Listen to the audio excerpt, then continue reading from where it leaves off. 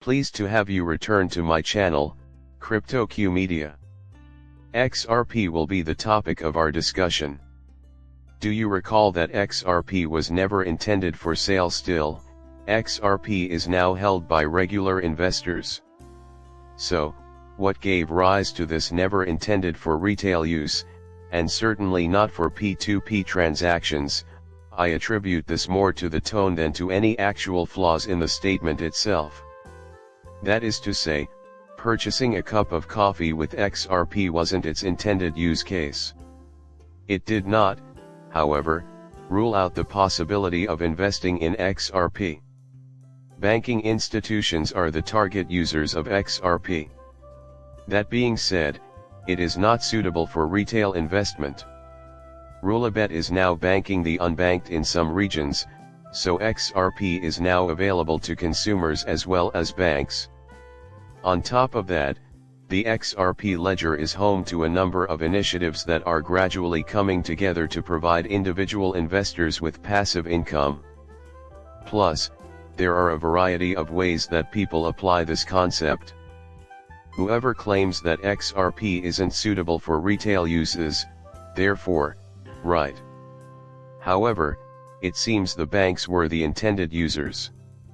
When they said that XRP was available on exchanges in June of 2012, that's exactly what they meant.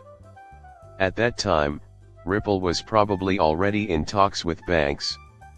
No banker could perceive XRP as a new financial system or the future, thus they were laughed out of the room. It wasn't until thereafter that JP Morgan realized this technology had the potential to shake up the financial business. Sadly, by that point, it was too late. Retailers were the first to own XRP, and they had previously beaten institutions to this market. Brad was astounded by this as well. Furthermore, the returns will be above anything most stock investors could ever imagine for any retail investor who can perceive the true magnitude of this. Once all of the institutions get here, they will force us into mass adoption, but for now, beating them here is totally changing the game. However, the price of XRP will increase as a result of institutional adoption whenever they arrive. A lot of individuals will fall behind if they don't have this cryptocurrency. I foresee that happening. It was never meant for us to utilize XRP, but I do think it was meant for investment. Since COVID, everything has moved at a breakneck pace because it ushered in the digital age, often known as the Fourth Industrial Revolution. Why didn't it happen sooner? We lacked the necessary technology to establish a new monetary system prior to June 2012, when the XRP ledger and XRP were born. The years 2012 through 2020, as well. Under the radar, XRP was being tested. Perhaps the bugs prove that. However, nobody was prepared just yet. Insufficient or no banking services were available to the general public. Quickly leveling the playing field was also necessitated by COVID. Thus, in 2022, distinct events were need to transpire. In what ways was Trump's defeat inevitable? He set the United States on the road to a digital currency in 2018. Things cannot occur at this time. Nobody else was prepared just yet. The door opens for 3 years and more. Ripple was going at a breakneck pace. The SEC pursued a lawsuit, which caused a ripple effect. Because of this, we now have more than 3 years to arrange everything. Construction of the rail system was necessary. It follows that this country's announcements in that country are made every day. At this very moment, the SEC case will conclude and everything will be finished, including Trump's return. Very reasonable. I authored that, thus it must be my personal perspective. However, when you consider the big picture, it is incredibly logical for Trump to implement the new financial system in order to force the United States to join it. The fact that both of these things occurred in 2020, in the midst of the Ripple and XRP controversy, with SWIFT and Ripple at odds over cross-border payments, is completely coincidental, presenting evidence that this dates back to 2018. Santander boasts that they are acquiring a new client every single week. Ripple's made a similar claim, but they were already collaborating with other institutions at the time. More than 100 banks have signed up with Ripple so far, Santander included. That was the rate of growth for Ripple throughout that time. The need of the Ripple versus SEC case is now clear. Ripple has to be slowed down. Just yet, the globe lacked readiness. The world's rails, however, are now in place.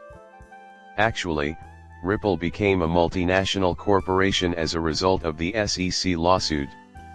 In the meantime, there is a purpose to every event. Rupee XRP falls 12.24%. The consensus among analysts is 27. The XRP community has been waiting for that 27 XRP to return, and it has. The original target date was 2021.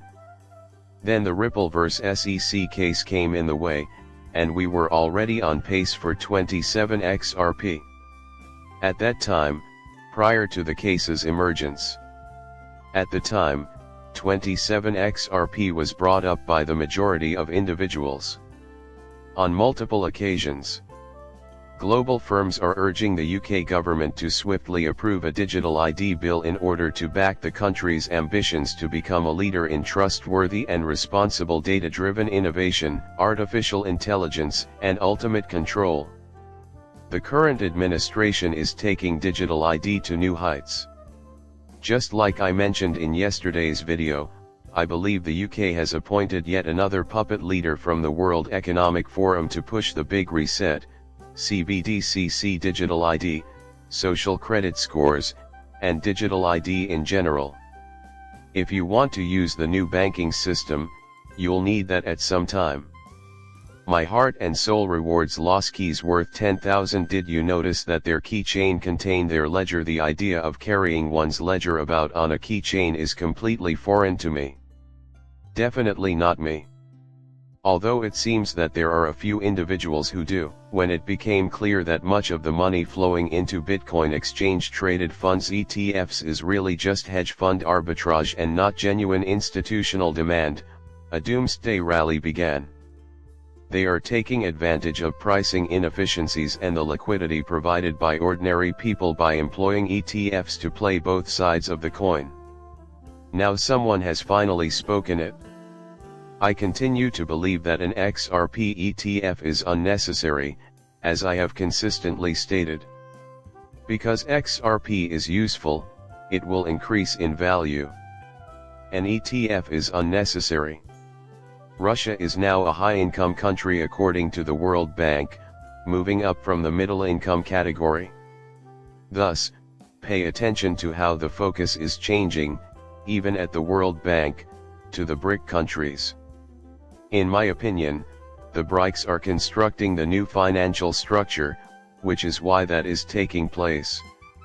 And eventually, the United States will either catch up or fall behind. The United States will use XRP to create a level playing field, in my opinion. Bye for now, and please subscribe and like my channel.